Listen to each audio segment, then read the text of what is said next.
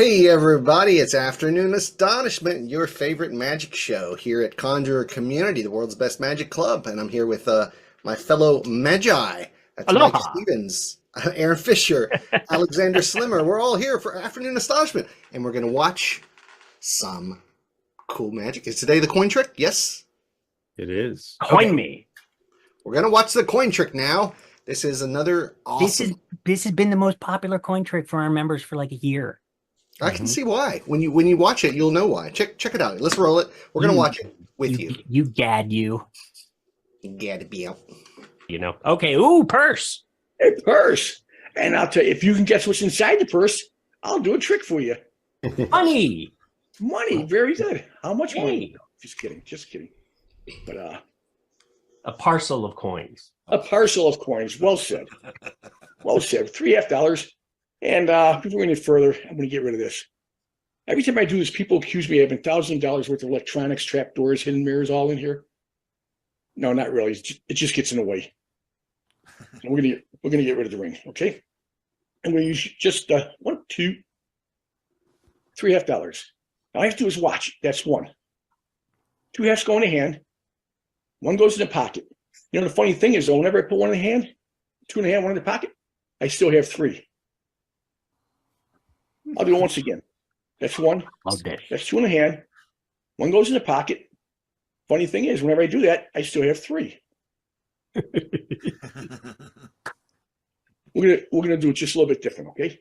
Yeah. Just a little bit different. This time I'll put one in the hand. I'll put two in the pocket. One in the hand, two in the pocket. But funny thing is, whenever I do that, you still have.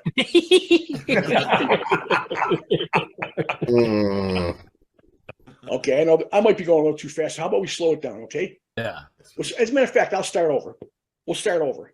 That's one in the hand, two in the pocket. So I put one in the hand, two in the pocket. What's left in the hand? Just one. Well, actually, I said I'd start over. Oh, I said I'd start over. So that's the ring. Of course, we have the ring over here. Yeah. We're starting over. What a beautiful. What do you think of that? It's a coin act. It's got everything you want out of a coin trick, and then we loved some. it. Really We great. loved it. Can't you tell?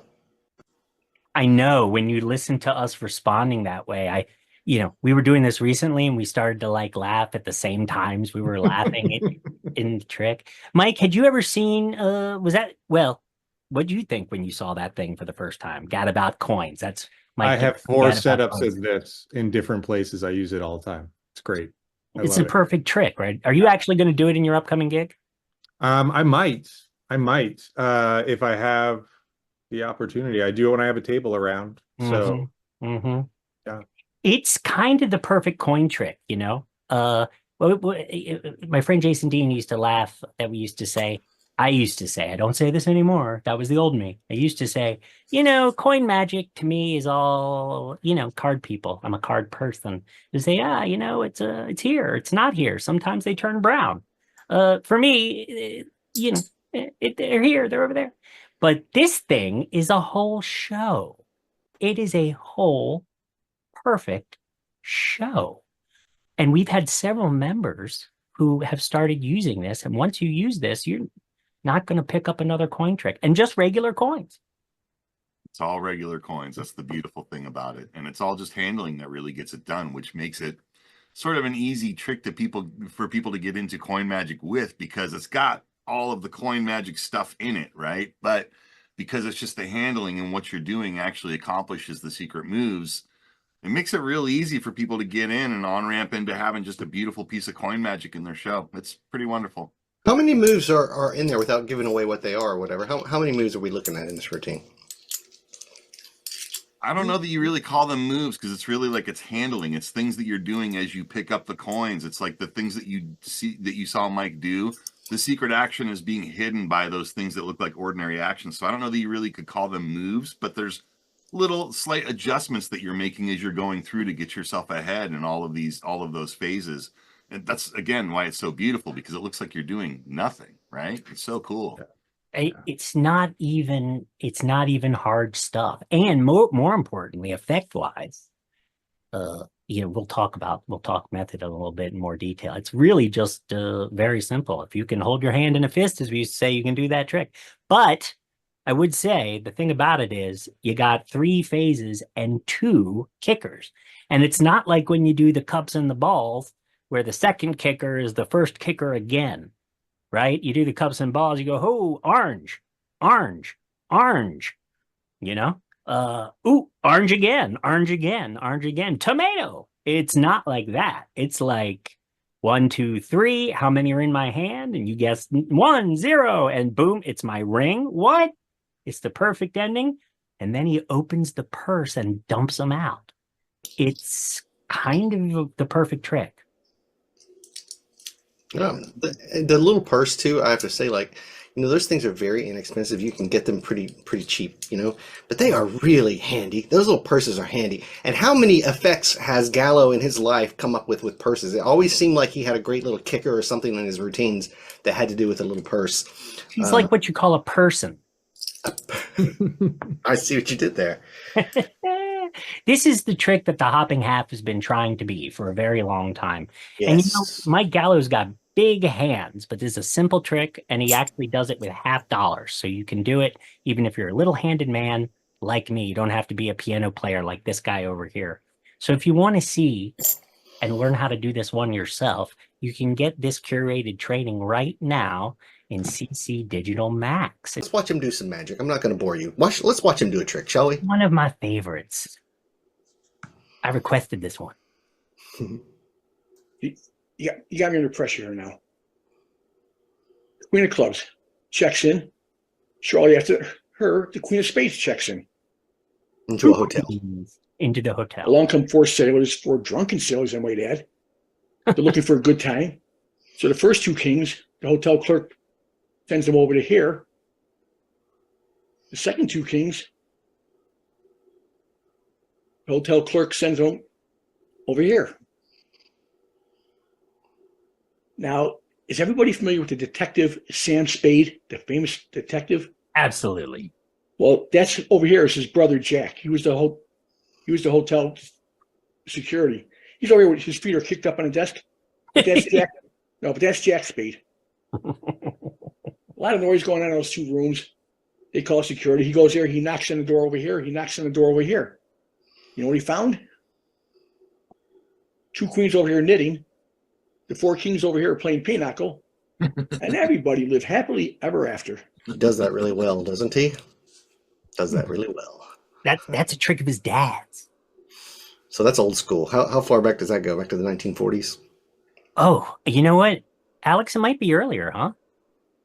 I'm not sure. I couldn't say. We'd have to look that up to get the exact reference. When we were hanging with Mike, because he grew up, his father was a famous card and coin worker way back in the day. They both grew up at the feet of Eddie Fector at the Forks Hotel, and an entire beautiful magic community came up around there. And what we felt watching Mike was that it was like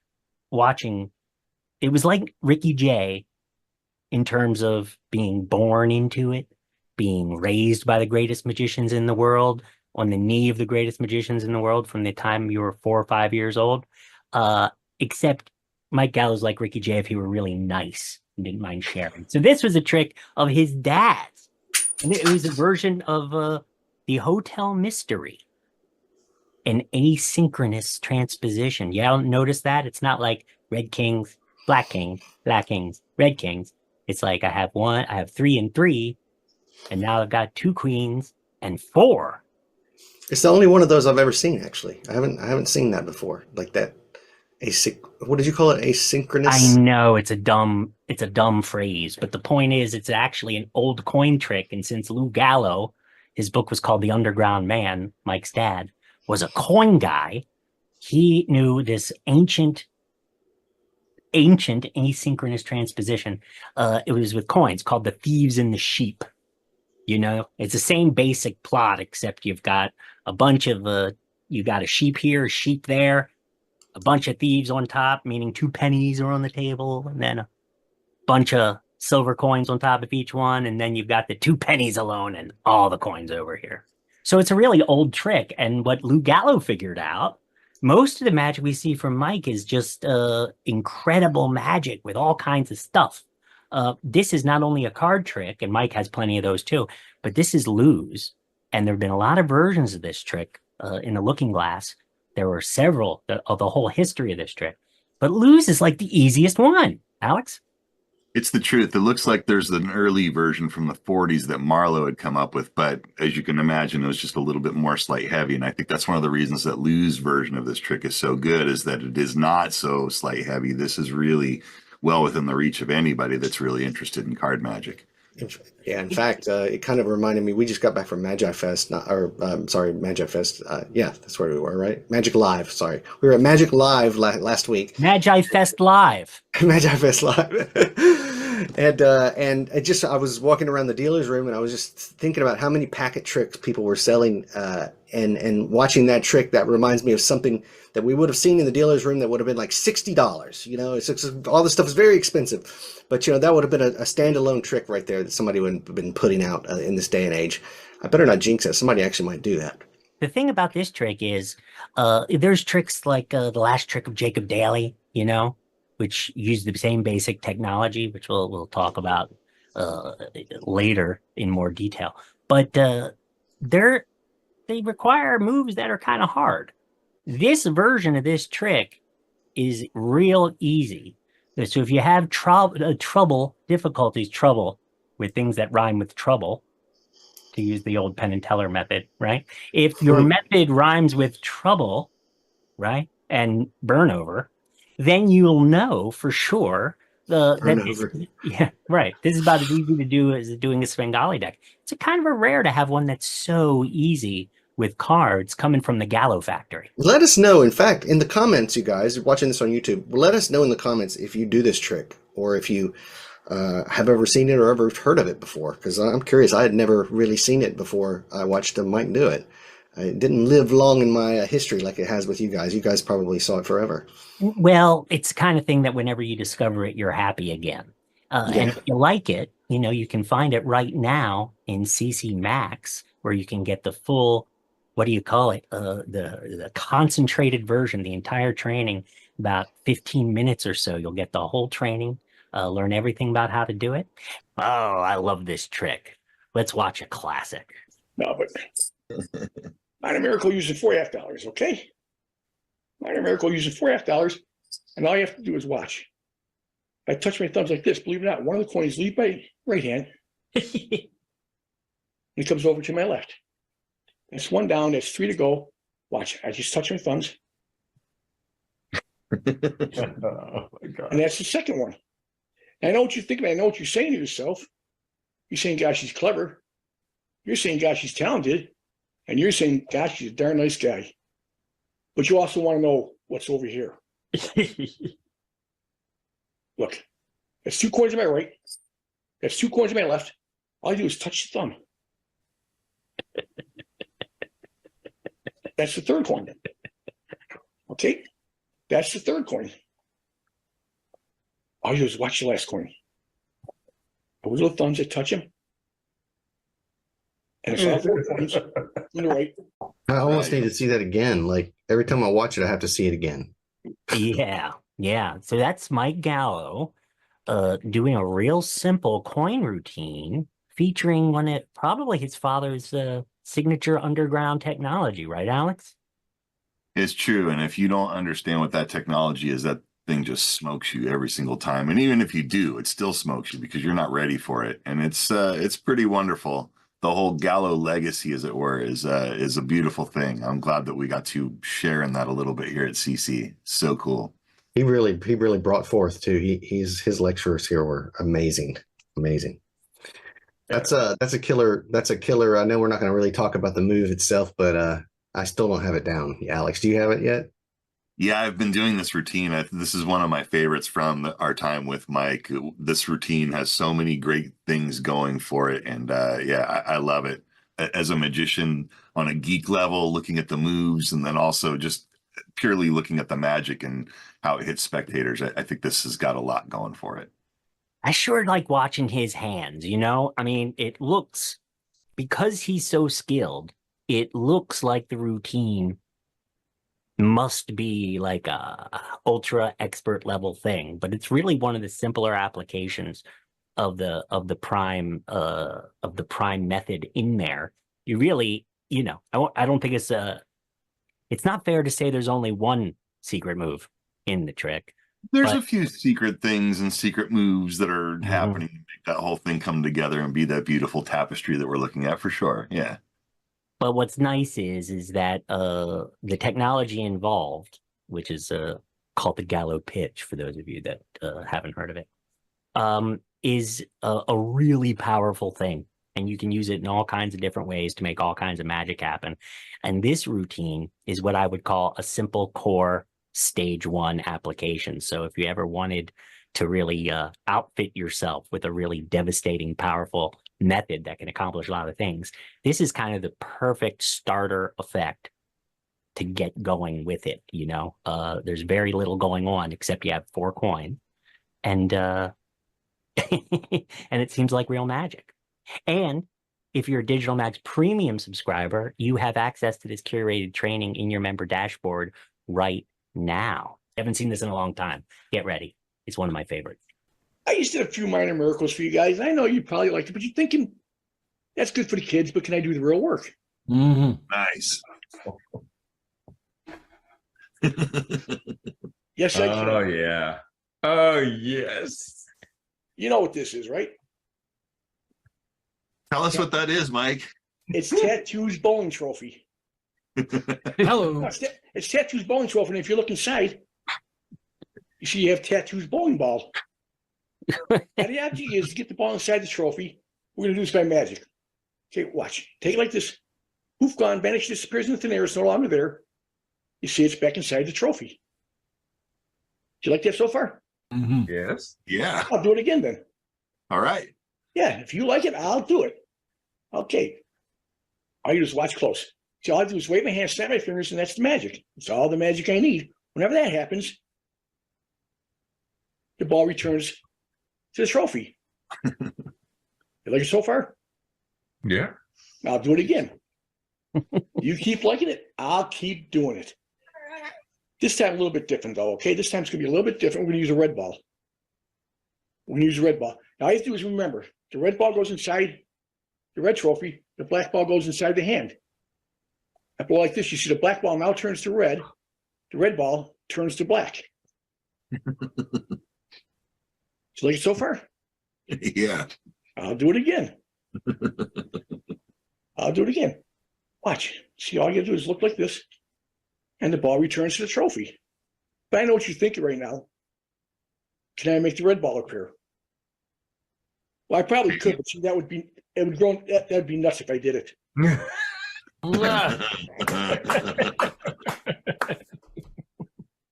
Mike Gallo told us when we were visiting with him that, he's well known for being an elite card worker, well known for being one of the world's great coin workers, truly. But he has said that for the last, 30, 40, 50 years, Alex, that he has not had any other trick requested as much as he has the old ball in the vase. Did you guys ever have the ball in the vase as a kid? Oh, sure. Yeah. And it was interesting to hear him talk about it because he sort of created a little legend for himself by fooling the right hardcore underground guys with the trick, right? I think that's why it became this thing that is now requested of him wherever he goes, right? Saying as a kid, I was thinking like I like it right now. I mean, yeah, it was great back then, but I was just playing with this the other day. You've been obsessed with this lately, haven't you? Just a little bit. I mean, I think it's really just I think it was Gallo that did it because he has such a different take on the moves. Like when you buy this at the magic shop as a youngster, you get taught the basic ball and base replacement, and you don't see these advanced moves. I'll call them advanced moves. They're not hard, but they're extremely tricky. I mean, they really do fool you, don't they? Does he even use? We'll talk a little bit more about the stickiest of the icky when it comes down to the method. But does he even use any part of the original method in that routine, or is it completely different? I think that the original Gaffus is gone. Yeah, I think he's using a different line of thinking for the whole thing. Yeah, and so he's turned it into a couple. Sorry, I was going to say, I think for the red and black ball bit, yeah, you're right, exactly right. He doesn't use the gaps at all. So yeah, so he makes the black ball. Whose bone trophy was it? Tattoos. Tattoo. Tattoo's bone trophy. I couldn't talk about misdirection for the first two phases of the effect. I kept thinking, tattoo. Who's tattoo? The pain. Who's the bone Is that who trophy? he's talking about? No, I Yeah, don't think Fantasy so. Island. Yeah, Fantasy Island. Tattoo. So For real? Tattoo did have a bone trophy. Yeah, so he made the black ball disappear and go back. So he basically took three classics of Magic, right? Because it also was like not only did the ball go back to the cup like a chopped cup and ball thing, then he did this beautiful transposition, which is like the ball and the cone. You always think of like Vernon on stage doing the Harlequin act with his giant billiard balls. You place a red one under the cone and then the black one changes into a red one. It's beautiful transposition, but you always think about it as having so much apparatus that you'd really almost have to make a fetish of the trick to do it. And then he goes into this beautiful stellar cup and ball finale with the giant nut falling out of the vase. It's really, and also with I think so many of us, well, maybe it's for magicians, but I think a lot of people remember getting a magic set when they were kids. They remember seeing these props, or when they picture a magic store, they might not know the name for all the weird crap that's on the wall, but it recalls something about childhood, just like doing the balls with the rub-a-dub-dub, three men in the tub with the three plastic cups, Right. So, it's a wonderful, wonderful routine, and you can learn it right now on CC Digital Max. If you are not a CC Club member, you should check it out, join us, and then you can take part in the secret conversation we're going to have a little bit later about the inner workings of this trick and so many more. Thanks for